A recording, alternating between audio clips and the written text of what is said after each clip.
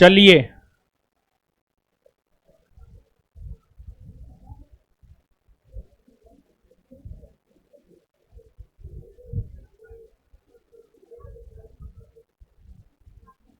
चलिए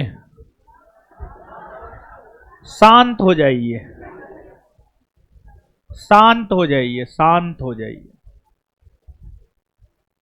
बात करना बंद कीजिए दीदी जी, सब मुंह बंद।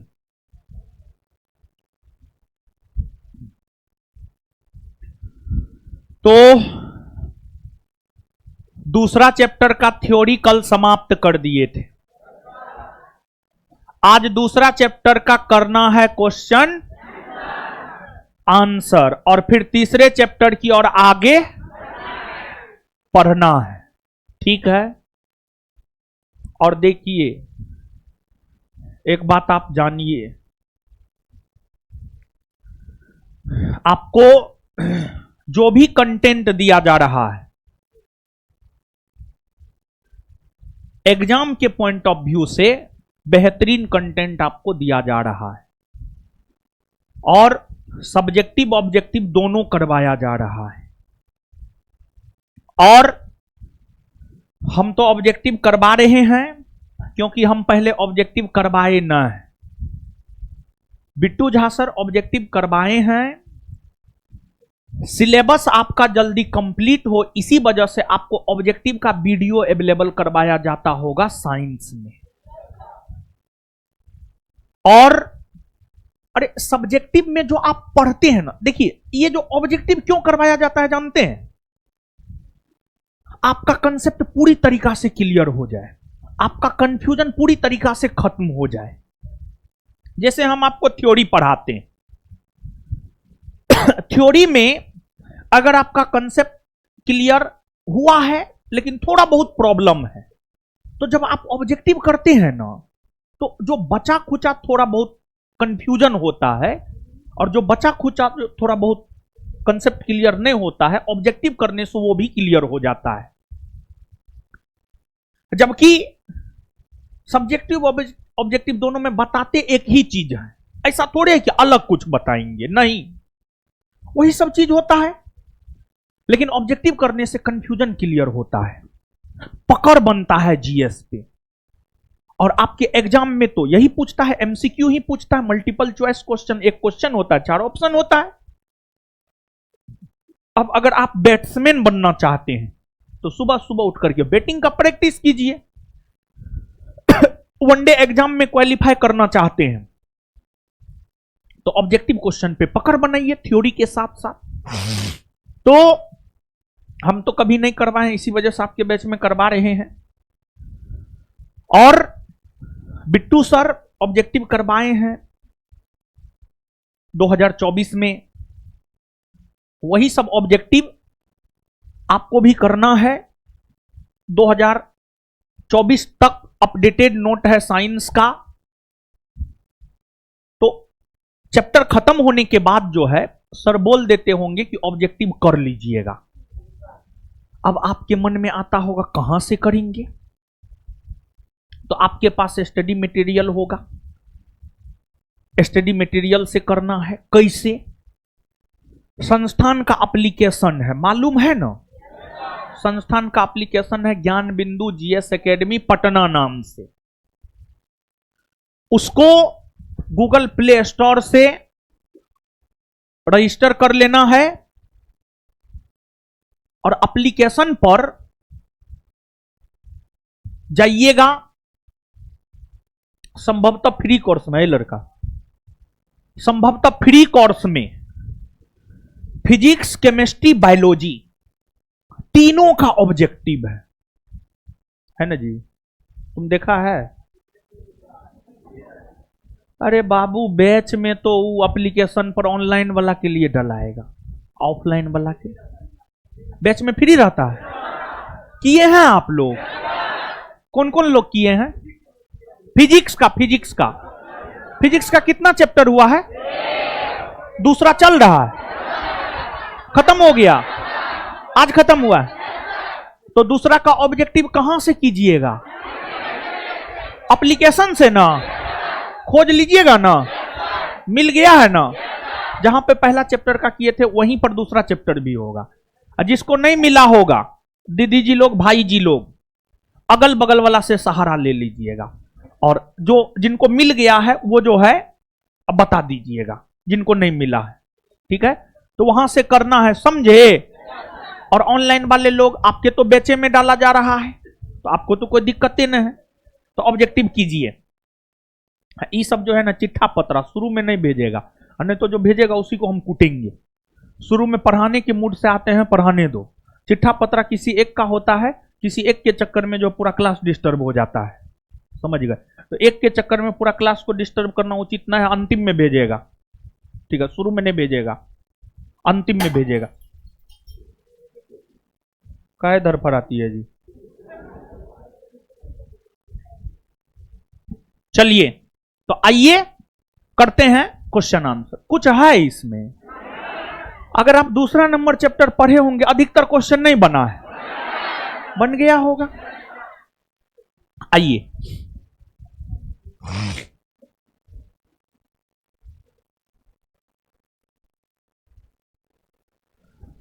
भारत का सबसे प्राचीन भूखंड है प्रायद्वीपीय पठार। हिमालय के निर्माण में कौन सा सिद्धांत सर्वमान्य है? प्लेट विवर्तनिकी कौन दिया है? मॉर्गन और क्या बोला है प्लेट विवर्तनिकी सिद्धांत में? यह बोला है कि जब भारतीय प्लेट और यूरेशियन प्लेट आपस में टकराया तो उससे तेथिस सागर में वलन हुआ और उनके अवसादों का निक्षेपण हुआ, उसी से हिमालय के निर्माण की प्रक्रिया की शुरुआत हुई।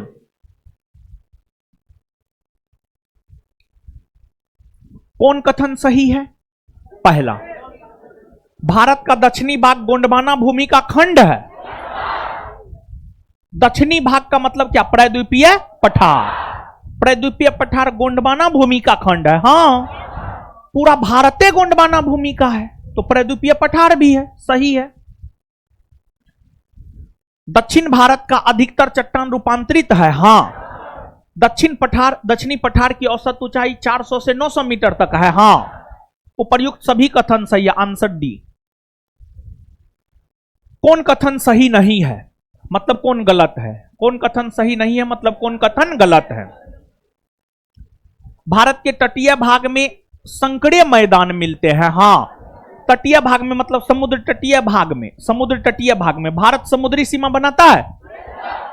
नहीं बनाता है, बनाता है भारत समुद्री सीमा। भारत के गुजरात, महाराष्ट्र, गोवा, कर्नाटक, केरल, तमिलनाडु, आंध्र प्रदेश, पश्चिम बंगाल, ओडिशा जैसे राज्य समुद्री सीमा बनाता है। तो भारत के समुद्री सीमा वाले राज्य में जो मैदान है उसी को तटीय मैदान कहते हैं, और तटीय मैदान संकरा है। मतलब संकरा है मतलब छोटा है, संकरा है मतलब छोटा है, छोटा है। हाँ, सही बात है। भारत के उत्तरी भाग में जलोढ़ मिट्टी मिलती है। हाँ, देखिए भारत के उत्तरी भाग में, उत्तर भारत का विशाल मैदान है, और आप कल के सेशन को याद कीजिए। उत्तर भारत के विशाल मैदान का निर्माण नदियों के द्वारा बहाकर लाए गए अवसादों के निक्षेपण से होता है, और उत्तर भारत के मैदानी भाग में जलोढ़ मिट्टी पाई जाती है, जिसमें पुरानी जलोढ़ मिट्टी को बांगर, नई जलोढ़ मिट्टी को खादर कहते हैं। कल नहीं बताए? बताए हैं ना? ये भी सही है ना? हिमालय का पहाड़ी भाग भारत का सबसे पुराना भूखंड नहीं ना? भारत का सबसे पुराना भूखंड है प्रायद्वीपीय पठार। प्रायद्वीपीय, और हमको चुनना था गलत को, मतलब आंसर क्या हो जाएगा? सी। सी। मालवा पठार अरावली और विंध्याचल के बीच में है। हाँ, मालवा पठार अरावली और विंध्याचल के बीच में है। यहां पर भी मानचित्र सब लगाया करो जी, ठीक है। विचार कीजिए, 250 मिलियन वर्ष पूर्व सभी महाद्वीप स्थल खंड के रूप में एकत्रित था, जिसे पेंजिया कहा गया है। सही है या गलत? सही है ना? पेंजिया के चारों तरफ जलीय भाग को पेंथालासा कहा जाता। सही है या गलत? सही ना? पेंजिया शब्द का प्रयोग सर्वप्रथम अल्फ्रेड वेगनर ने किया। सही है ना? उपर्युक्त में से कौन सही है? एक, दो और सब सही। निम्नलिखित में से कौन सा देश या महादेश अंगारा लैंड या लोरेंसिया का हिस्सा है? उत्तरी अमेरिका, एशिया, यूरोप, सब ना, ये सब अंगारा लैंड का हिस्सा है ना हो। वहीं पर अगर ये पूछता दक्षिणी America, Africa, Madagascar, Bharat, Australia किसका हिस्सा है, क्या कहिएगा? गोंडवाना लैंड ना। हाँ, गोंडवाना लैंड में विखंडन किस युग में प्रारंभ हुआ? गोंडवाना लैंड में विखंडन जुरेसिक युग में प्रारंभ हुआ। जुरेसिक युग में। गोंडवाना लैंड में विखंडन कौन युग में प्रारंभ? कौन युग में? भारत का रूर प्रदेश निम्न में से किसे कहा जाता है? देखिए, भारत का रूर प्रदेश कहा जाता है छोटा नागपुर के पठार को। छोटा नागपुर के, देखिए सुनिए, हम रूर जर्मनी में स्थित एक औद्योगिक नगर है। रूर जर्मनी में स्थित एक औद्योगिक नगर है। जर्मनी क्या है जानते हैं?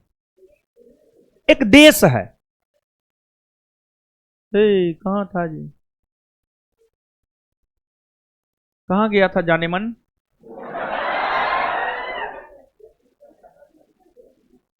लिट्टी खाने तो है? क्या हुआ? तबीयत खराब है? ओ, ले लिए ना। बैठिए।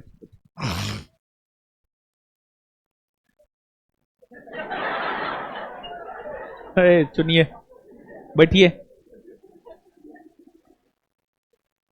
तबीयत खराब था, दवा लाने गया। सुनिए, अब पता नहीं, जानते हैं, बीच में हमको लगने लगा था कि आप लोग जैसे अभी पूछे जर्मनी क्या है, तो कुछ लोग बोले कि देश है। हम तो अब बोल दिया, अब तो बोलवे कीजिएगा। तो मतलब आप लोग का स्तर जो है सही में बहुत नीचा है, ठीक है। लेकिन बीच में हमको लगने लगा था कि नहीं, आप लोग थोड़ा ठीक हैं, लेकिन अब पता चल रहा है नहीं, आप लोग ठीक ना है। तो हर चीज को बताना होगा। जैसे देखिए, हम शुरू में मतलब हर एक चीज को तोड़ करके बताते थे। अब बीच में जो है हमको थोड़ा बहुत लगने लगा था कि नहीं, आप लोग ठीक आदमी है, समझे, मतलब थोड़ा बहुत जानते हैं। ठीक आदमी है मतलब थोड़ा बहुत स्टैंडर्ड है आपका, लेकिन आपका भी स्टैंडर्ड ना है, तो आपको भी हर चीज तोड़ करके बताएंगे, ठीक है। और बतेबे करते हैं, नहीं बताते हैं, हर चीज तोड़ करके बताते हैं, समझे, और एकदम सरल भाषा में बताते हैं। भाषा टफ नहीं ना है मेरा, एकदम सरल भाषा है महाराज, समझे। तो सुनिए, अब रूर जो है जर्मनी का एक औद्योगिक नगर है। जर्मनी एक देश है यूरोप महादेश में। जैसे भारत एक देश है एशिया महादेश में है, उसी प्रकार से जर्मनी एक देश है यूरोप महादेश में। जर्मनी के रूर क्षेत्र में खनिज संसाधन की काफी ज्यादा उपलब्धता देखने को मिलती है। खनिज संसाधन का मतलब हो गया लोहा हो गया, कोयला हो गया, मैग्नीज हो गया, बॉक्साइट हो गया, ये सब खनिज संसाधन के अंतर्गत आता है। तो जर्मनी के रूर प्रदेश में, रूर क्षेत्र में खनिज संसाधन की उपलब्धता देखने को मिलती है। उसी प्रकार से भारत के झारखंड राज्य के छोटा नागपुर पठार के क्षेत्र में खनिज संसाधन की काफी ज्यादा उपलब्धता देखने को मिलती है। भारत या विश्व का वैसा प्रदेश जहां पर खनिज संसाधन की अच्छी खासा उपलब्धता देखने को मिलती है, उसको रूर प्रदेश की संज्ञा दी जाती है। और भारत के झारखंड के छोटा नागपुर के पठारी क्षेत्र में जो है, झारखंड के छोटा नागपुर के पठारी क्षेत्र में जो है आपको खनिज संसाधन की उपलब्धता देखने को मिलती है, जिस वजह से छोटा नागपुर के पठारी क्षेत्र को भारत का रूर प्रदेश कहा जाता है। भारत का रूर प्रदेश कहा जाता है, समझे बात को। तो आंसर जानते हैं, और ये बड़ी अच्छा क्वेश्चन है, समझे, मतलब बड़ी अच्छा क्वेश्चन है। मतलब ये है, कोई ऐसा एग्जाम नहीं होगा, रेलवे ग्रुप डी से लेकर के यूपीएससी तक कोई ऐसा एग्जाम नहीं होगा जो इस प्रश्न को ना पूछा होगा। लेकिन इसका ये मतलब ना है पूछ दिया तो आगे नहीं पूछेगा, आगे भी पूछेगा। एग्जाम की विशेषता क्या है जानते हैं? जो प्रश्न एक बार पूछ दिया है ना, आगे वही प्रश्न आगे के एग्जाम में पूछने की संभावना बनी रहती है, समझ गए। प्रद्वीपीय भारत कहा जाता है। हम आपको समझाए हैं प्रद्वीपीय भारत किसे कहा जाता है। वैसा भूभाग जो 3 तरफ जल और 1 तरफ स्थलखंड। दक्षिणी भारत प्रद्वीपीय भारत है क्योंकि दक्षिणी भारत 3 तरफ जल और 1 तरफ स्थलखंड से घिरा हुआ है। तो आंसर हो जाएगा बी होगा ना। चट्टानों के विकास को कालानुक्रम व्यवस्थित कीजिए। कल आप याद कीजिए हम आपको बताए हैं भारत का प्राथमिक और मूल चट्टान आर्कियन क्रम का चट्टान। आर्कियन क्रम के जब चट्टान में अपर्दन और निक्षेपण हुआ तो धारवार क्रम के चट्टान का निर्माण हुआ। धारवार क्रम के चट्टान में जब अपर्दन और निक्षेपण हुआ तो कुडप्पा क्रम के चट्टान का निर्माण हुआ। और कुडप्पा क्रम के चट्टान में जब अपर्दन और निक्षेपण हुआ तो बिंद क्रम के चट्टान का निर्माण हुआ। भी बिंद क्रम के चट्टान का निर्माण हुआ। तो 3, 4, 1 और यानी आंसर हो जाएगा ए।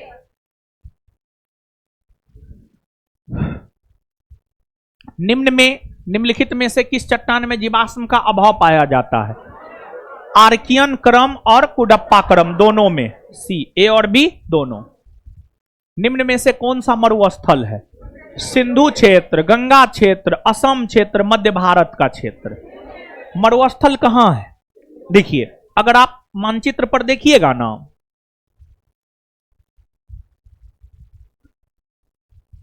देखिए सिंधु क्षेत्र, गंगा क्षेत्र, मध्य भारत का क्षेत्र। देखिए असम क्षेत्र,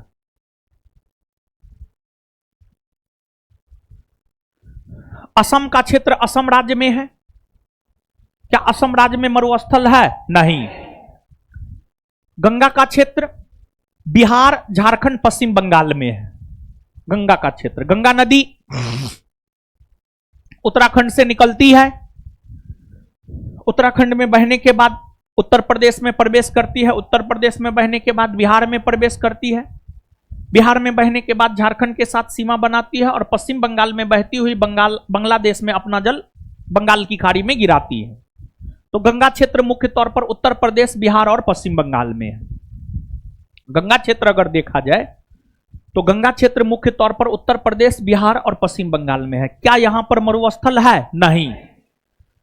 अब मध्य भारत का क्षेत्र मध्य प्रदेश में है। क्या मध्य प्रदेश में मरुस्थल है? नहीं। लेकिन सिंधु क्षेत्र की अगर हम लोग बात करेंगे तो सिंधु नदी भारत के उत्तर में बहती है। भारत के उत्तर में बहती है और सिंधु की सहायक नदी भी भारत के उत्तर में बहती है। यह सिंधु क्षेत्र है।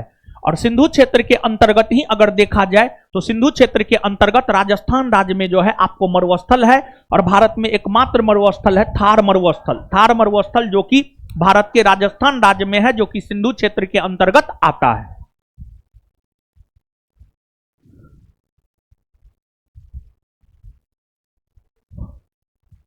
Answer A. हिमालय की उत्पत्ति किस भूसन्नति से हुई है? हिमालय की उत्पत्ति हुई तेथिज सागर से।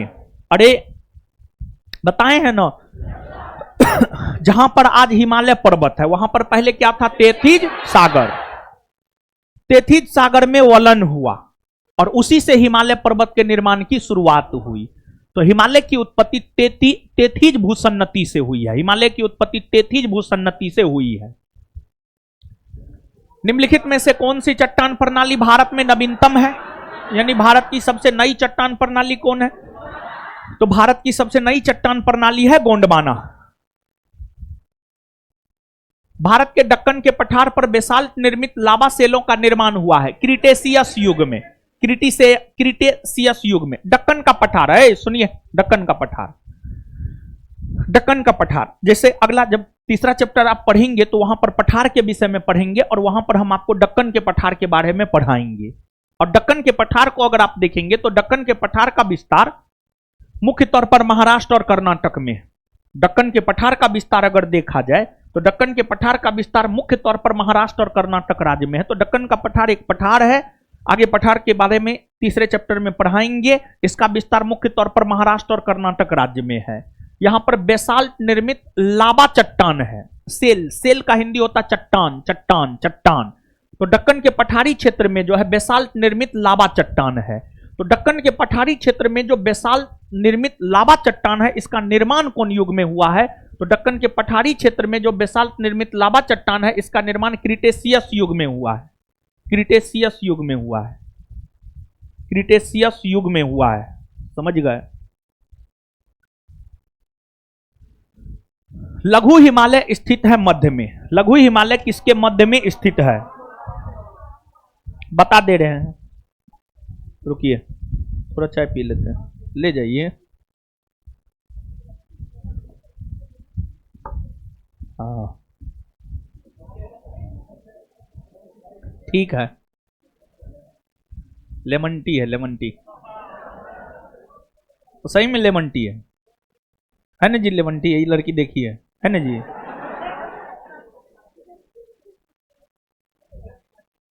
है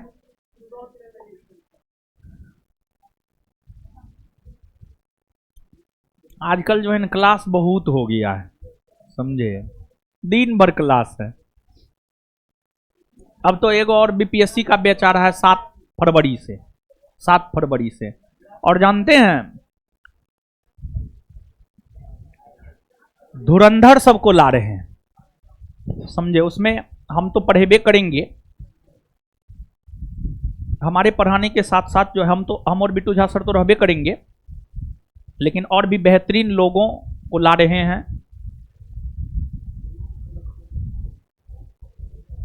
हर सब्जेक्ट का धुरंधर आएगा, हिस्ट्री का बेहतरीन टीचर, पॉलिटी का, ज्योग्राफी का, समझे।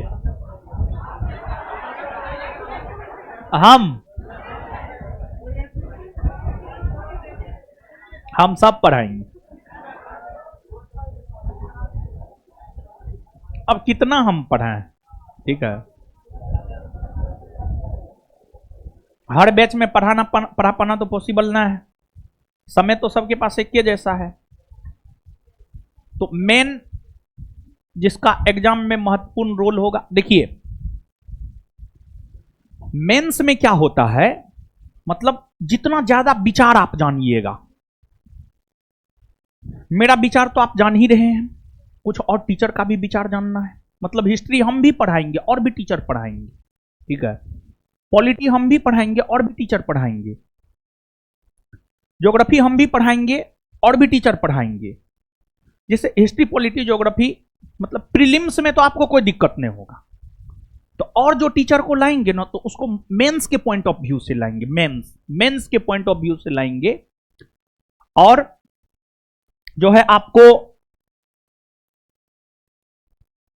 मेंस में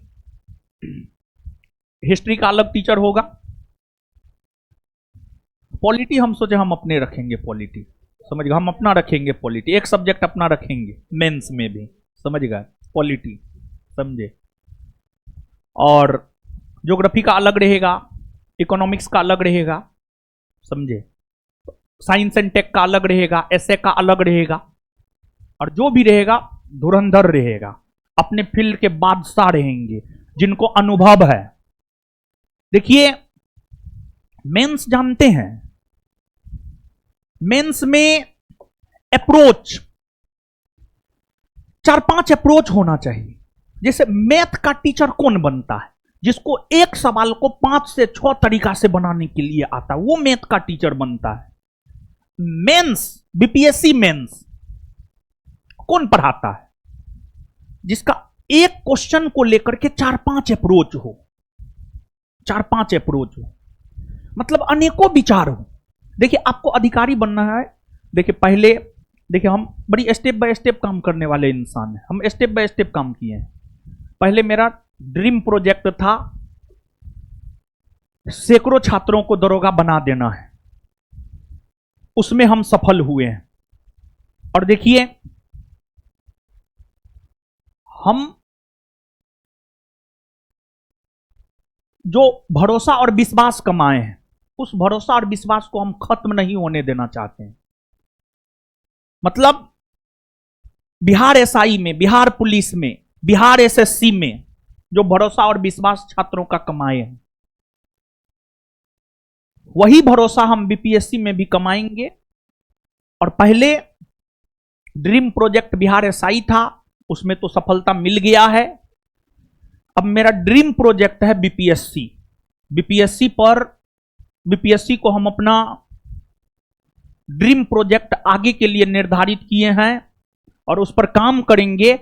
और 70वीं बीपीएससी में थोड़ा बहुत काम किए, लेकिन थोड़ा बहुत काम किए फिर भी आप पता कर लीजिएगा, संस्थान से सैकड़ों छात्रों का रिजल्ट हुआ है। कल जो 70वीं बीपीएससी का रिजल्ट आया है, सैकड़ों छात्रों का रिजल्ट हुआ है संस्थान से। तो उनके लिए मेंस के लिए भी, 70वीं मेंस के लिए भी थोड़ा बहुत गाइडेंस प्रोग्राम चलाएंगे, लेकिन 71वीं बीपीएससी के लिए full length batch, pre mains interview और हर सब्जेक्ट के धुरंधर आएंगे।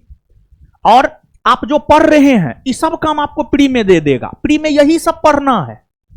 मेंस में थोड़ा अलग अप्रोच, और मेंस का सिलेबस जानते हैं सीमित है, मेंस का सिलेबस छोटा है। मेंस में सिलेबस छोटा है, जैसे मेंस में जानते हैं प्रीलिम्स में आपको एंशिएंट भी पढ़ना है, मेडिवल भी पढ़ना है, मॉडर्न भी पढ़ना है। मेंस में जानते हैं मॉडर्न पढ़ना है, सिर्फ स्वतंत्रता आंदोलन पढ़ना है, 1857 की क्रांति से लेकर के आजादी तक, और एक आर्ट एंड कल्चर पढ़ना है। बस मेंस में इतना ही पढ़ना है। इतिहास में मेंस में सिर्फ 1857 के विद्रोह से लेकर के आजादी तक, और कला और संस्कृति पढ़ना है बस मेंस में। मेंस का यही है, समझे बात को। तो प्री अलग, मेंस अलग, लेकिन जो बैच होगा प्री कम मेंस बैच होगा, प्री कम मेंस कम इंटरव्यू बैच होगा, समझ गए। 7 फरवरी डन कर दिए हैं क्या? क्या आप लोग का विचार है?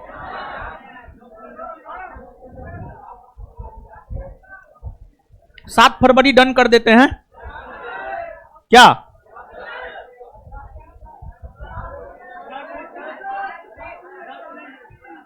टाइमिंग शाम में होगा, शाम में। बिहार पुलिस बैच जो है वो भी जल्दी आएगा, फरवरी में आ जाएगा, फरवरी में आएगा। देखिए बैच सब जो नया आ रहा है,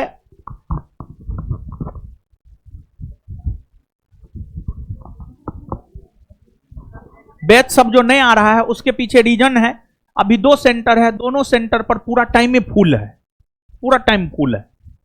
अब जब टाइम में फुल है, टाइम में नहीं है तो बैच कहां से देंगे? तो अब तीसरा सेंटर लिए हैं, वो तो पूरा अभी लेबे किए हैं, उसमें काम लगभग हो गया है, कुछ काम होना बाकी है, तो उसका तो पूरा जगह खाली रहेगा अभी, तो वहां पर बीपीएससी बैच दे देंगे, फिर जो है बिहार पुलिस बैच दे देंगे, फिर जो है टेस्ट और देंगे, समझ गए। तो देंगे बिहार पुलिस का बैच भी आपको बीपीएससी बैच के जस्ट बाद आ जाएगा।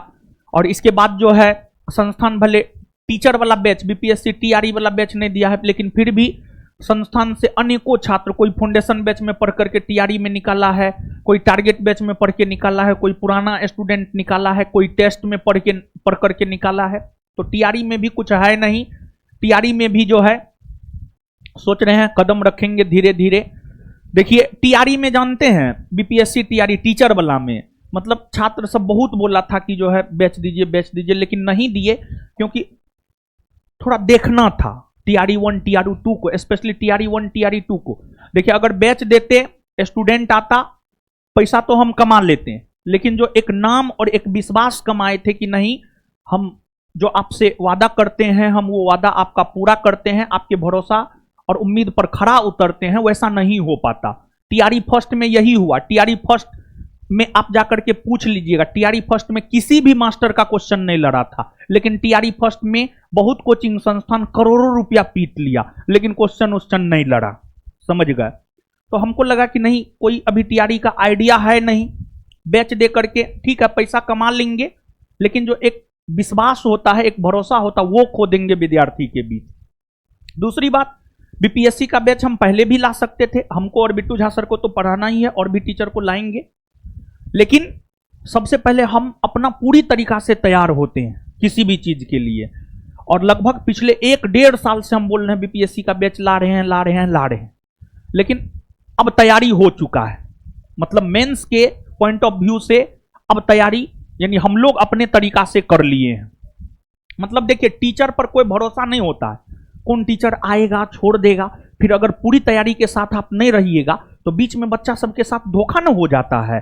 तो मतलब तैयारी अपना ऐसा करके हम रख लिए हैं कि ऐसे तो अच्छे अच्छे लोगों को जोड़ेंगे जो हमेशा साथ दे सके और बेहतरीन हो, जिनके पास अनुभव हो 5 साल 10 साल का मेंस को पढ़ाने का, समझ गए, 5 साल 10 साल का अनुभव हो, उस प्रकार के टीचर को जो है अपने साथ ला रहे हैं।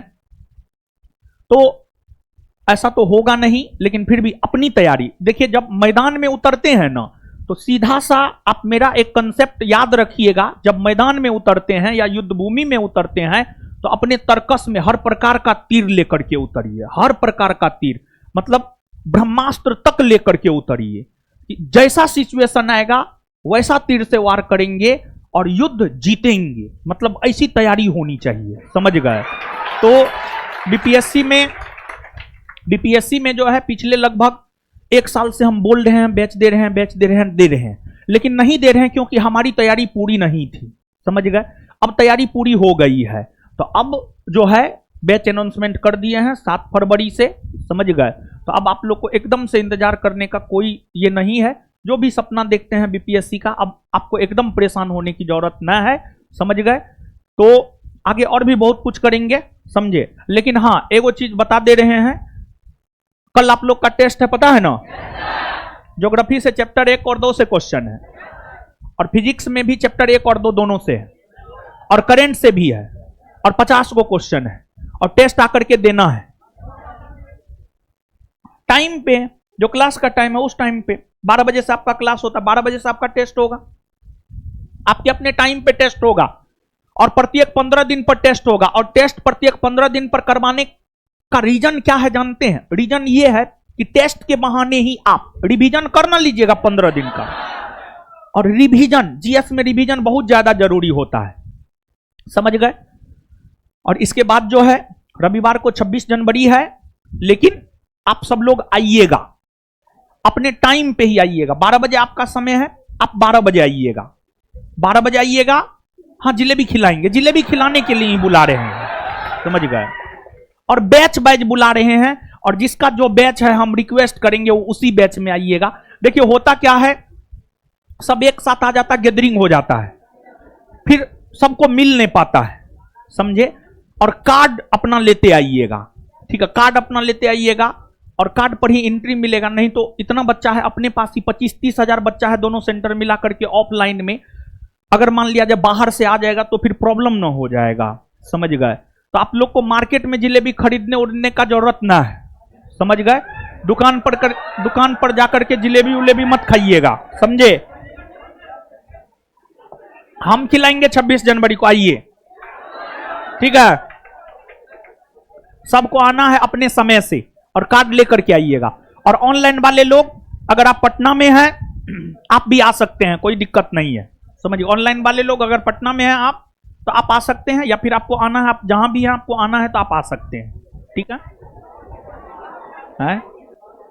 पढ़ाई कौन चीज का होगा, डेली पढ़वे करेंगे, मारेंगे मुंह तोड़ देंगे, पढ़ाई भी होगा, थोड़ा बहुत समझा देंगे, मतलब ये बात समझाएंगे कि क्या करें ताकि एक बेहतर छात्र बन सके, इसी पर चर्चा कर देंगे। 10-15 मिनट, ज्यादा नहीं, 10-15 मिनट, क्योंकि 10-15 मिनट या मैक्सिमम आधा घंटा, और बैठा करके सबको खिलाएंगे, समझ गए। बैठा करके, हाँ, बैठा करके खिलाएंगे, और उसी क्रम में चर्चा कर देंगे। कहीं हर बैच में हमारा उपस्थिति जरूरी है, नहीं तो हम नहीं रहते हैं तो सब आप लोग मतलब इधर उधर करना शुरू कर देते हैं, तो हमको हर बैच मैनेज करना है, ठीक है ना। और देखिए मार्केट में क्या होता है, मार्केट में जो है दुकानदार सब मतलब सही चीज आपको नहीं परोसता है, लेकिन हम अपने से बना रहे हैं। हम जो खाएंगे जिलेबी हम वो आपको खिलाएंगे, मतलब बेहतर बनवाएंगे, समझ गए। तो इसलिए आके आना है रविवार को, समझे। आइए अब क्वेश्चन पे आइए।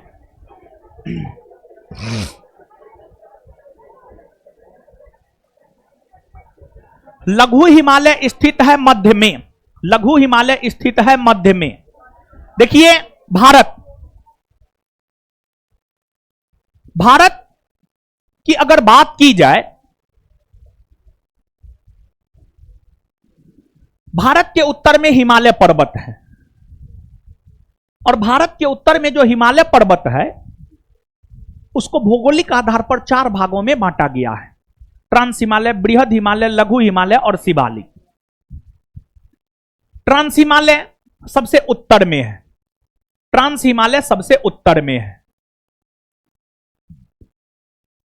ट्रांस हिमालय के समानांतर ट्रांस हिमालय के दक्षिणी भाग में बृहद हिमालय है, बृहद हिमालय है। और बृहद हिमालय के समानांतर उसके दक्षिणी भाग में लघु हिमालय है, लघु हिमालय है।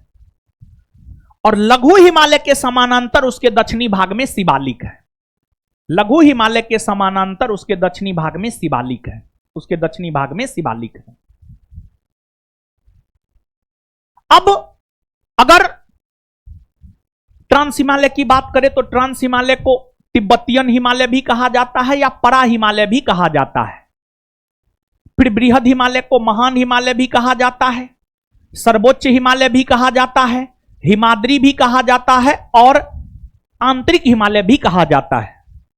फिर लघु हिमालय को मध्य हिमालय या हिमाचल हिमालय भी कहा जाता है, लघु हिमालय को मध्य हिमालय या हिमाचल हिमालय भी कहा जाता है, मध्य हिमालय या हिमाचल हिमालय भी कहा जाता है। फिर शिवालिक को निम्न हिमालय या बाह्य हिमालय भी कहा जाता है, शिवालिक को निम्न हिमालय या बाह्य हिमालय भी कहा जाता है, निम्न हिमालय या बाह्य हिमालय भी कहा जाता है। तो अब लघु हिमालय अवस्थित है, तो लघु हिमालय बृहद हिमालय या शिवालिक के बीच में है, लघु हिमालय बृहद हिमालय और शिवालिक के बीच में है। तो इस प्रश्न का जो सही उत्तर हो जाएगा कि लघु हिमालय अवस्थित है शिवालिक और महान हिमालय के बीच में। निम्नलिखित में से कौन सा कथन असत्य है, कौन सा कथन गलत है? भौमिकीय दृष्टि से प्रायद्वीपीय क्षेत्र भारत का सबसे प्राचीन भाग है। हां, हिमालय विश्व में सबसे नवीन वलित पर्वतों को प्रदर्शित करता है। हां। डी नंबर पे आइए। भारत में गोंडवाना शिलाओं में कोयले का बृहत्तम भंडार है। हां। जब ए, बी और डी सही है तो गलत कौन हो जाएगा? सी। यानी उत्तर क्या हो जाएगा? सी। गोंडवाना लैंड के टूटने का क्रम प्रारंभ हुआ है जुरेसिक युग में, जुरेसिक युग में। निम्नलिखित में से भारत में कोयला भंडार, कोयला उत्पन्न करने वाला भौमिकीय समूह है गोंडवाना। भारत से उपबंध पूरा चुंबकीय परिणामों के संकेत मिलते हैं कि भूतकाल में भारत स्थल पिंड सरका है किधर? उत्तर ना बताए हैं ना। हाँ। अब देखिए दक्कन ट्रैप, वही दक्कन का पठार। पश्चिमी घाट, पश्चिमी घाट एक पर्वत श्रेणी है। अरावली एक पर्वत है।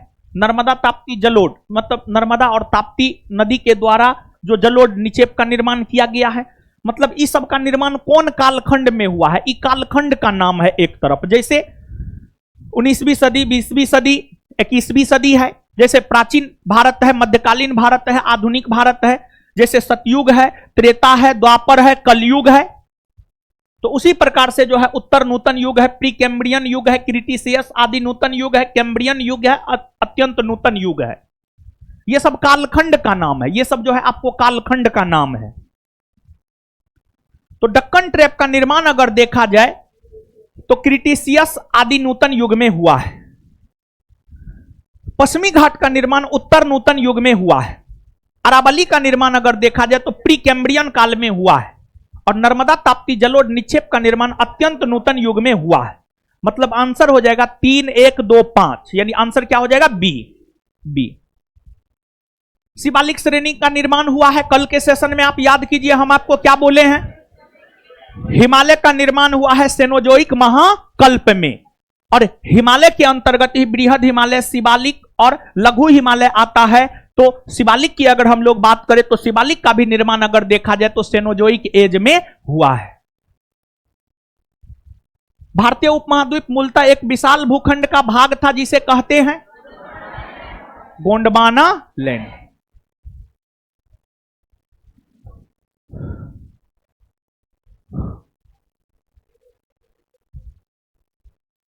चलिए, इस प्रकार 2 नंबर चैप्टर खत्म हो गया। अब हम लोग आ जाते हैं तीसरे चैप्टर की ओर अग्रसर होते हैं। तो अब आप नीचे से हेडिंग मारिए, भारत के पर्वत, पठार और मैदान। यही ना चैप्टर है तीसरा। और सुनिए, जो ज्योग्राफी में ऑब्जेक्टिव दे रहे हैं पीडीएफ के फॉर्मेट में चैप्टर वाइज, उसका एगो फाइल बना लीजिए। उस फाइल में जो है ज्योग्राफी के ऑब्जेक्टिव को रखिए, ठीक है ना। चलिए आइए अब है, हाँ ठीक है, लगा भी देते हैं तो भी ठीक है। आइए अब तीसरा चैप्टर हेडिंग मारिए, भारत के पर्वत, पठार और मैदान।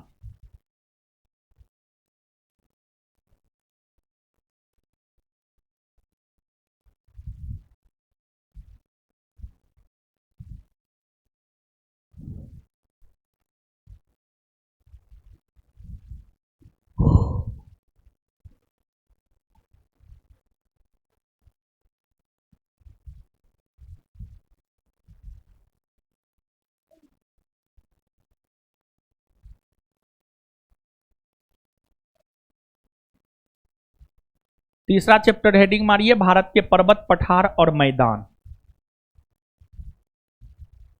भारत के पर्वत, पठार और मैदान। भारत के पर्वत, पठार और मैदान। देखिए, अब आइए समझिए, समझिए।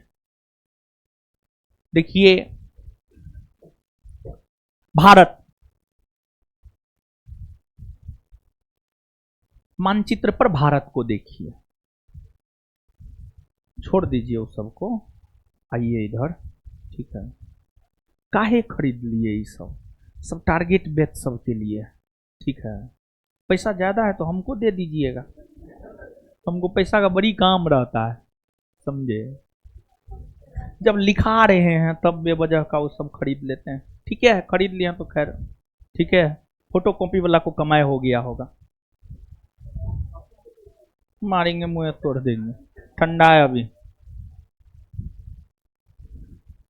देखिए, जब आप शांत रहो, पढ़ो।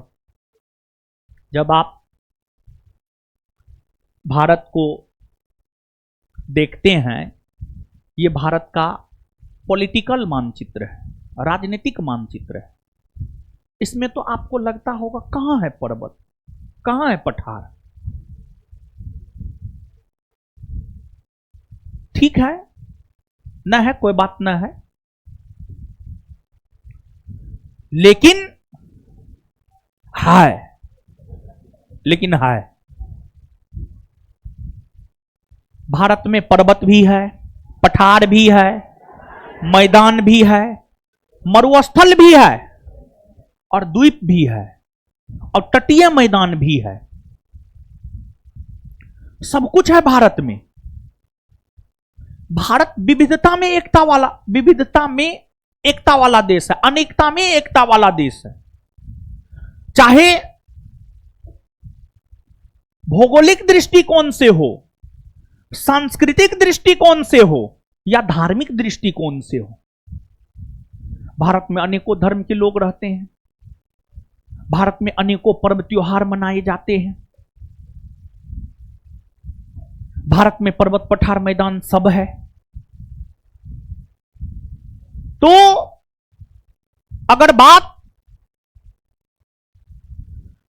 भारत की जाए तो भारत के उत्तर में लद्दाख, जम्मू कश्मीर, हिमाचल प्रदेश, उत्तराखंड, सिक्किम, अरुणाचल प्रदेश, भारत के इन राज्यों में पर्वत है। भारत के दक्षिण में कर्नाटक, आंध्र प्रदेश, तेलंगाना, पठार है। भारत के मध्य में उत्तर प्रदेश, बिहार, बंगाल, मैदान है।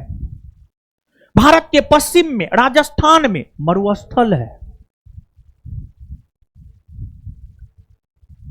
भारत के दक्षिण पूरब में बंगाल की खाड़ी में द्वीप समूह है, अंडमान निकोबार द्वीप समूह।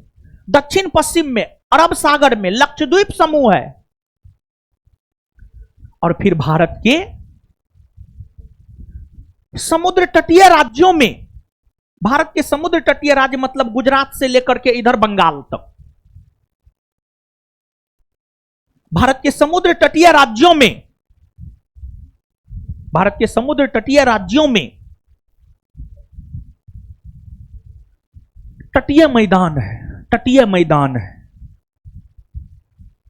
तो भौतिक आधार पर, भौतिक आधार पर भारत को अगर देखा जाए तो भौतिक आधार पर भारत को 6 भागों में बांटा गया है। उत्तर में स्थित हिमालय पर्वतमाला, दक्षिण में स्थित प्रायद्वीपीय पठार, मध्य में उत्तर भारत का विशाल मैदान, पश्चिम में मरुस्थल, समुद्र तटीय राज्य में तटीय मैदान, और बंगाल की खाड़ी और अरब सागर में द्वीप समूह, लक्षद्वीप समूह और अंडमान निकोबार द्वीप समूह। तो भौतिक आधार पर अगर भारत को देखा जाए तो 6 भागों में बांटा गया है। जो 6 भाग में बांटा गया है उससे हमने आपको अवगत करवा दिया है। अब सबसे पहले हम लोग भारत में जो भी पर्वत है उसको देखेंगे, फिर जो पठार है उसको देखेंगे, फिर जो मैदान है उसको देखेंगे, फिर मरुस्थल, फिर तटीय मैदान और फिर द्वीप समूह। इन 6 चीजों को देख लेंगे और ये चैप्टर खत्म। इस चैप्टर में यही 6 चीज देखना है। मतलब इस चैप्टर में भारत में जो पर्वत है वो, भारत में जो पठार है वो, भारत में जो मैदान है वो, भारत में जो मरुस्थल है वो, भारत के जो तटीय मैदान है वो, और भारत के जो द्वीप समूह है वो, इसी सब चीज को पढ़ेंगे। अब देखिएगा, सबसे पहले देखेंगे हम लोग पर्वत। सबसे पहले देखेंगे हम लोग पर्वत। तो सबसे पहले हम लोग पर्वत देखेंगे, ठीक है, लेकिन उससे पहले एक बात समझिए। भारत के कुल क्षेत्रफल के 10.7% हिस्सा पर पर्वत है, 18.6% हिस्सा पर पहाड़ है, 27.7% हिस्सा पर पठार है, और बाद बाकी जो बचा हुआ पार्ट है उस पर मैदान है। 43% हिस्सा पर मैदान है। टोटल जोड़िएगा तो 100% हो जाएगा। तो भारत के कुल क्षेत्रफल के 10.7% हिस्सा पर पर्वत, 18.6% हिस्सा पर पहाड़, 27.7% हिस्सा पर पठार और 43% हिस्सा पर मैदान। 43% हिस्सा पर मैदान। ठीक है, मैदान, ठीक है, मैदान है। अब सबसे पहले पर्वत। पर्वत, पर्वत का अगर सरल भाषा में, एकदम सरल भाषा में पर्वत का अर्थ अगर हम समझें, पर्वत का अर्थ होता है सबसे ऊंचा स्थल, सबसे ऊंचा स्थल, ऊंचा स्थल। जैसे आप लोग मैदानी भाग में रहते हैं, आप लोग जहां रहते हैं यही तो मैदानी भाग है। पर्वत का मतलब ऊंचा स्थल, ऊंचा स्थल, एकदम सबसे ऊंचा स्थल। पहाड़ का मतलब पर्वत से थोड़ा कम ऊंचा स्थल। पठार का मतलब पहाड़ से भी थोड़ा कम ऊंचा। और मैदान समतल होता है, मैदान समतल होता है। जैसे एक मानचित्र के जरिए आप पर्वत, पहाड़, पठार और मैदान को समझ सकते हैं। देखिए,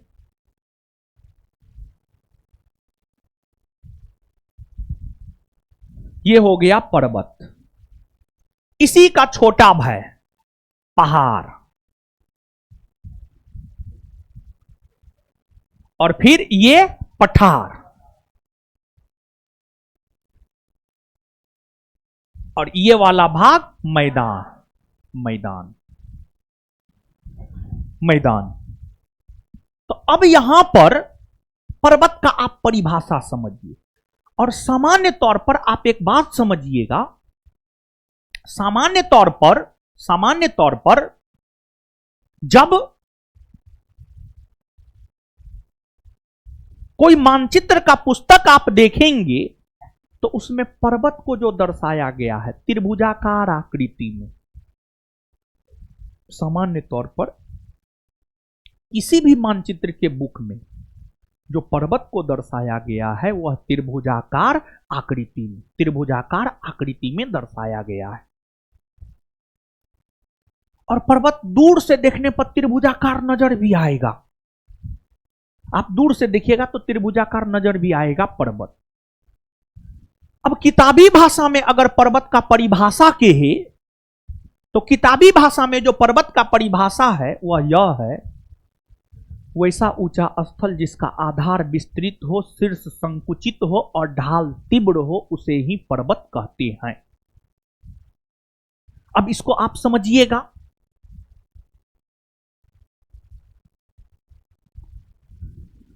वैसा ऊंचा स्थल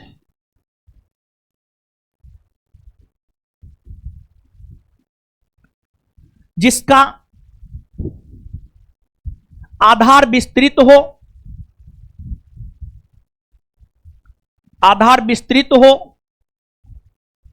शीर्ष संकुचित हो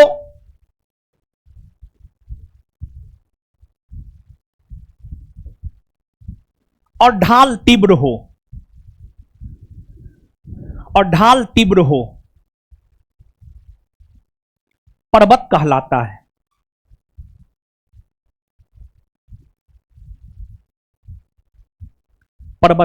है। वैसा ऊंचा स्थल जिसका आधार विस्तृत हो, शीर्ष संकुचित हो और ढाल तीव्र हो, पर्वत कहलाता है।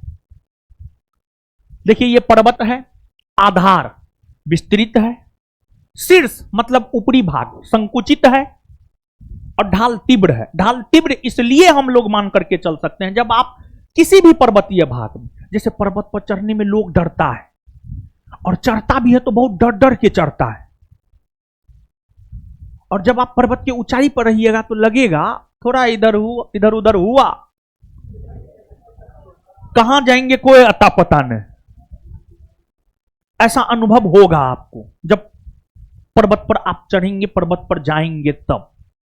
ढाल तीव्र का मतलब अगर कोई वस्तु यहां पे रखा जाएगा तुरंत सरक करके नीचे आ जाएगा। तो पर्वत का ये परिभाषा है, आप ये देख सकते हैं। एक तो ऊंचा स्थल है, ये है, आधार इसका विस्तृत है, शीर्ष यानी ऊपरी भाग संकुचित है और ढाल तीव्र है। किसी भी वस्तु को यहां पर रखेंगे तो तुरंत सरक करके नीचे आ जाएगा। यही पर्वत है। अब भारत में अनेकों पर्वत है, लेकिन भारत में जो अनेकों पर्वत है उसमें भारत के उत्तर में स्थित हिमालय पर्वतमाला है। तो सबसे पहले हिमालय पर्वतमाला को पढ़ेंगे, फिर पश्चिमी घाट पर्वत श्रेणी, पूर्वी घाट पर्वत श्रेणी, विंध्याचल पर्वत श्रेणी, अरावली पर्वत श्रेणी, सतपुड़ा पर्वत श्रेणी, इन सभी पर्वत श्रेणियों को पढ़ेंगे हम लोग। तो अब इसके बाद अब हम लोग सबसे पहले अगर देखा जाए तो हिमालय पर्वत को पढ़ेंगे। तो अब आ जाते हैं हम लोग हिमालय पर्वत पर, लेकिन उससे पहले कुछ चीज लिखिए। आप लिखिए,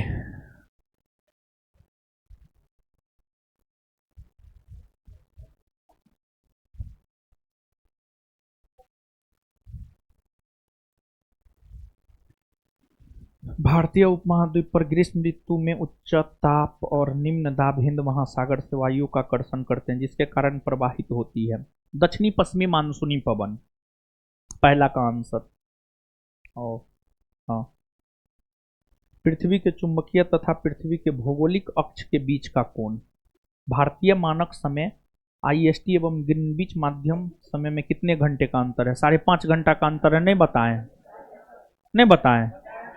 5.5 घंटे का अंतर। भूमध्य रेखा पर 1 डिग्री अक्षांश की दूरी 111 किलोमीटर के आसपास होता है।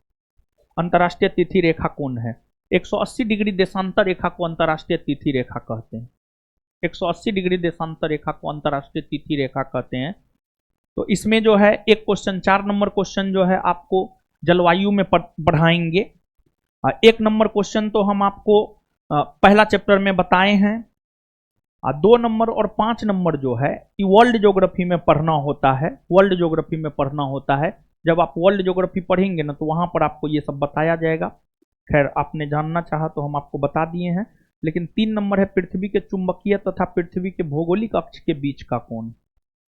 पृथ्वी के चुंबकीय तथा, इसको देखना पड़ेगा, ये भी वर्ल्ड ज्योग्राफी का है लेकिन इसको देखना पड़ेगा। बाद बाकी का आंसर तो हम आपको दे दिए हैं। ठीक, चलिए लिखिए तो।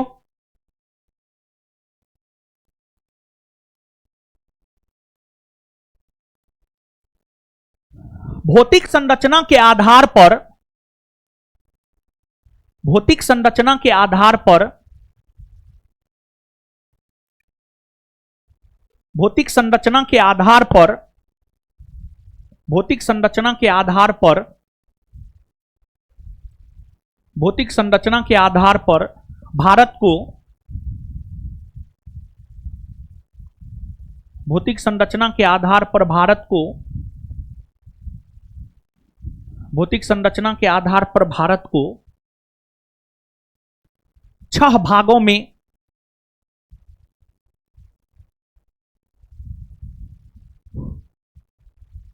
6 भागों में विभाजित किया गया है।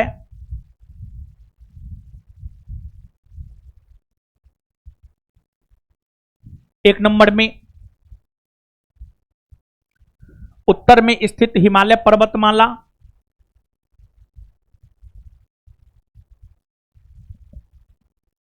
उत्तर में स्थित हिमालय पर्वतमाला। 2 नंबर में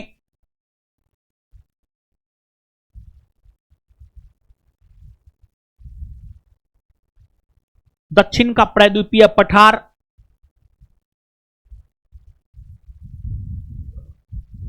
दक्षिण का प्रायद्वीपीय पठार। 3 नंबर में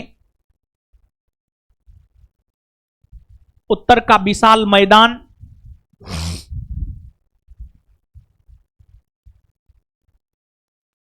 उत्तर का विशाल मैदान। 4 नंबर में मरुस्थल,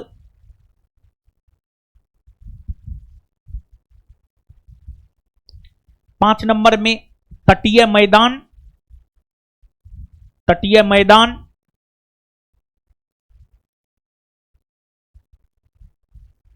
6 नंबर में द्वीप समूह।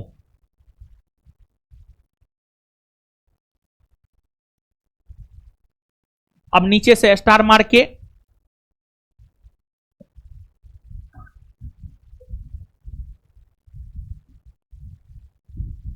भारत के कुल क्षेत्रफल के,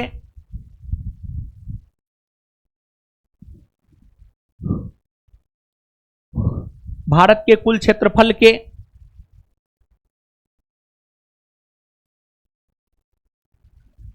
18.6% भूभाग पर पर्वत, सॉरी 10.6%, सॉरी 10.7, सॉरी भारत के कुल क्षेत्रफल के 10.7% भूभाग पर पर्वत, भारत के कुल क्षेत्रफल के 10.7% भूभाग पर पर्वत, कोमा 18.6% भूभाग पर पहाड़,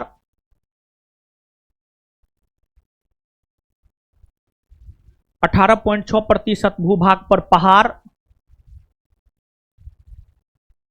कोमा 27.7% भूभाग पर पठार, 27.7% भूभाग पर पठार, 27.7% भूभाग पर पठार, 27.7% भूभाग पर पठार, 27.7% भूभाग पर पठार और 43% भूभाग पर मैदान। किसका है जी, उठा लीजिए। और 43% भूभाग पर मैदान का विस्तार है, और 43% भूभाग पर मैदान का विस्तार है।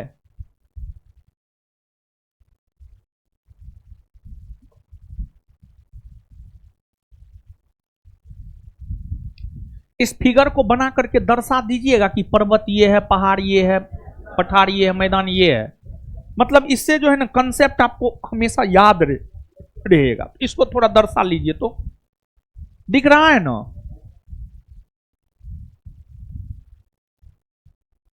बनाइए उसको, मुंह देख रही है जी। बना लिए हैं।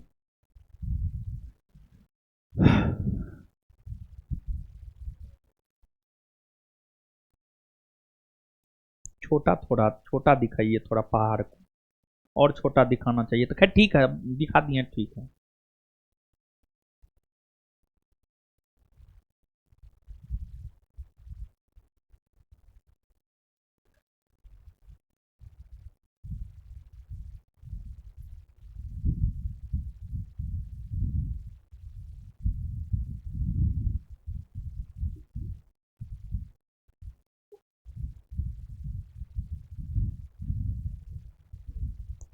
चलिए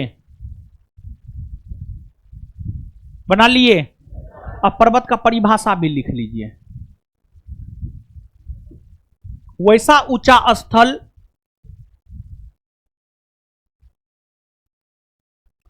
वैसा ऊंचा स्थल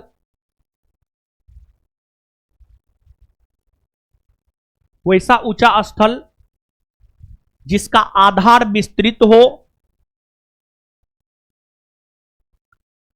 जिसका आधार विस्तृत हो, कोमा शीर्ष संकुचित हो, जिसका आधार विस्तृत हो, कोमा शीर्ष संकुचित हो,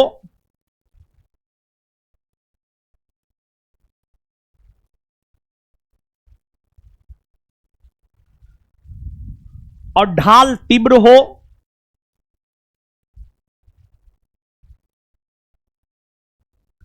और ढाल तीव्र हो, पर्वत कहलाता है।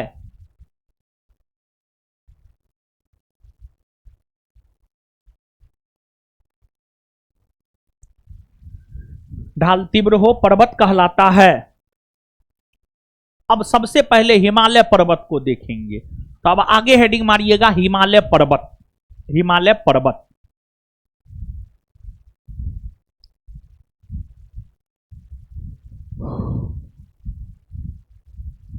हिमालय पर्वत। तो आइए हिमालय पर्वत देखिए। हिमालय पर्वत देखिए, इस मानचित्र को आप देखिए, दिख रहा है सब कुछ है इसमें, हां, लेकिन बहुत स्पष्ट आपको नजर नहीं आ रहा होगा। आ रहा है, लेकिन फिर भी यहां पर HIMALAYAS हिमालयाज, यहां पर हिमालयाज है, ये भारत है। और जब पहला चैप्टर पढ़ा रहे थे तो हम आपको डायरेक्शन बताए थे, दिशा बताए थे। इधर कौन दिशा है? उत्तर ना है। यानी हिमालय पर्वत को लेकर के हम क्या कह सकते हैं? हिमालय पर्वत भारत के उत्तर में है, हाँ या ना? तो हिमालय पर्वत देखिए, हिमालय पर्वत की अगर बात की जाए तो जो हिमालय पर्वत है यह भारत के उत्तर में है। और हिमालय पर्वत का विस्तार भारत में तो है ही, लेकिन हिमालय पर्वत का विस्तार सिर्फ भारत देश में नहीं है। हिमालय पर्वत का विस्तार तो भारत में है, ये है, लेकिन ऐसा नहीं है कि हिमालय पर्वत का विस्तार सिर्फ भारत ही में है, नहीं। हिमालय पर्वत का विस्तार भारत में भी है, नेपाल में भी है, भूटान में भी है, चीन में भी है, म्यांमार में भी है। इन सभी देशों में हिमालय पर्वत का विस्तार है। और हिमालय पर्वत भारत के उत्तर में है। भारत के उत्तर में यह सिंधु नदी से लेकर के ब्रह्मपुत्र नदी के बीच में फैला हुआ है। हिमालय पर्वत का जो सीमांकन दो नदी करता है, मतलब हिमालय पर्वत के सीमा को जो निर्धारित दो नदी करता है, सिंधु और ब्रह्मपुत्र। हिमालय पर्वत पश्चिम में सिंधु नदी से लेकर इधर पश्चिम है ना, इधर पूरब है ना। हिमालय पर्वत पश्चिम में सिंधु नदी से लेकर पूरब में ब्रह्मपुत्र नदी तक फैला हुआ है। हिमालय पर्वत पश्चिम में सिंधु नदी से लेकर के पूरब में ब्रह्मपुत्र नदी तक फैला हुआ है। यानी हिमालय पर्वत का विस्तार भारत के उत्तर में है, भारत के उत्तर में, लेकिन इसका विस्तार पश्चिम से पूरब के बीच में है, पश्चिम से पूरब के बीच में। और इसकी लंबाई 2400 किलोमीटर है। इसकी लंबाई अगर देखा जाए तो 2400 किलोमीटर, 2400 किलोमीटर हिमालय पर्वत की लंबाई अगर देखा जाए तो जो हिमालय पर्वत की लंबाई है, हिमालय पर्वत की लंबाई अगर देखा जाए तो जो हिमालय पर्वत की लंबाई है वह पश्चिम से पूरब में 2400 किलोमीटर में फैला हुआ है, 2400 किलोमीटर में फैला हुआ है। हिमालय पर्वत का पूर्वी हिस्सा है ये, हिमालय पर्वत का पश्चिमी हिस्सा है। पश्चिमी हिमालय की चौड़ाई ज्यादा है, पूर्वी हिमालय की चौड़ाई कम है। पश्चिमी हिमालय की चौड़ाई 400 किलोमीटर है, 400 किलोमीटर है, और पूर्वी हिमालय की चौड़ाई 160 किलोमीटर है, 160 किलोमीटर है। तो पश्चिमी हिमालय की चौड़ाई 400 किलोमीटर और पूर्वी हिमालय की चौड़ाई 160 किलोमीटर है। और जब आप हिमालय पर्वत को दूर से देखेंगे तो यह अर्धवृत्ताकार नजर आता है या धनुषाकार नजर आता है, अर्धवृत्ताकार या धनुषाकार। जैसे अर्धवृत्ताकार, ये अर्धवृत्त हो गया, और धनुष की आकृति भी लगभग ऐसी ही होती है, धनुष की आकृति भी लगभग ऐसी ही होती है। तो हिमालय पर्वत को जब हम लोग दूर से देखते हैं तो यह अर्धवृत्ताकार या धनुषाकार नजर आती है। तो नीचे से लिखिएगा, हिमालय पर्वत डैश देकर, यह भारत के उत्तर में स्थित है।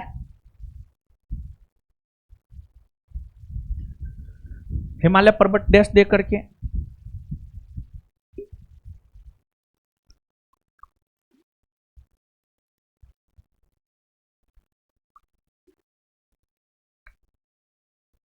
हिमालय पर्वत डैश देकर के, यह भारत के उत्तर में स्थित है। इसका विस्तार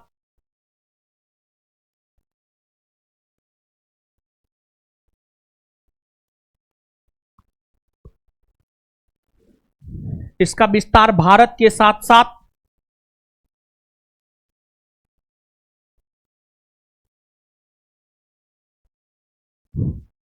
इसका विस्तार भारत के साथ साथ नेपाल, भूटान, चीन, इसका विस्तार भारत के साथ साथ नेपाल, भूटान, चीन, म्यांमार जैसे देशों में भी, म्यांमार जैसे देशों में भी देखने को मिलता है।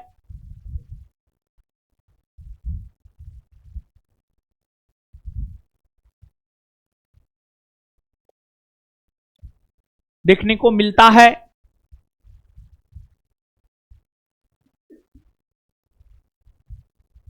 यह पर्वत पश्चिम में सिंधु नदी से लेकर,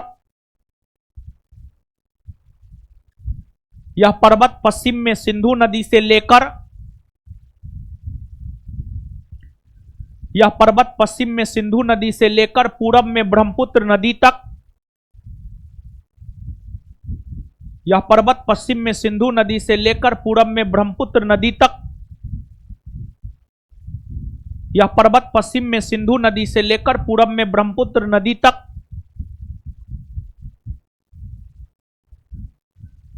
2400 किलोमीटर में फैला हुआ है।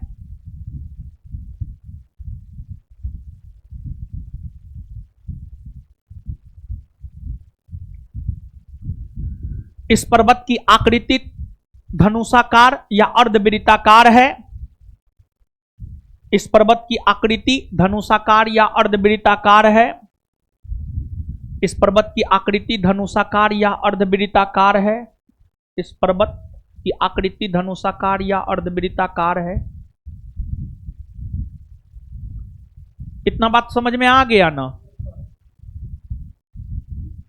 आइए तो बोर्ड पे गुरुजी सब थोड़ा सा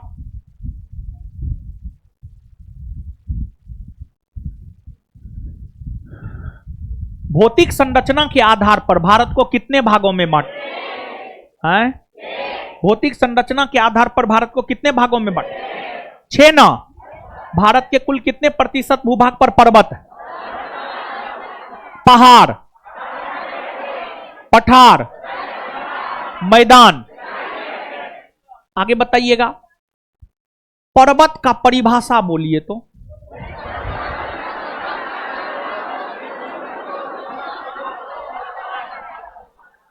हिमालय पर्वत भारत के कौन दिशा में है? उत्तर में ना है। हिमालय पर्वत की आकृति कैसी है? धनुषा। क्या हिमालय पर्वत का विस्तार सिर्फ भारत में है? विश्व के अन्य देशों में भी है ना? है ना? हिमालय पर्वत कितना किलोमीटर में फैला? 24 ना, 2400 ना। आगे बताइएगा, हिमालय पर्वत पश्चिम में कौन नदी से लेकर पूरब में कौन नदी तक फैला हो? पश्चिम में कौन नदी? पूरब में? हिमालय पर्वत की चौड़ाई पश्चिम में कितना किलोमीटर? पूरब में? अच्छा, हिमालय पर्वत की चौड़ाई पश्चिम में ज्यादा है या पूरब में?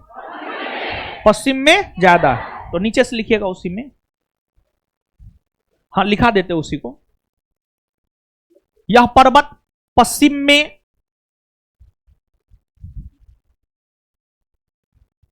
यह पर्वत पश्चिम में 400 किलोमीटर, हाँ उसी में, यह पर्वत पश्चिम में 400 किलोमीटर और पूरब में 160 किलोमीटर। यह पर्वत पश्चिम में 400 किलोमीटर और पूरब में 160 किलोमीटर चौड़ा है। यह पर्वत पश्चिम में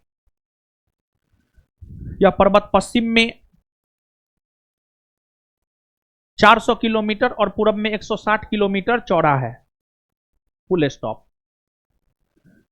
इससे आगे अगले क्लास में मिलेंगे, यानी कल आप लोगों का टेस्ट है। टेस्ट में सब लोग आइए, ठीक है?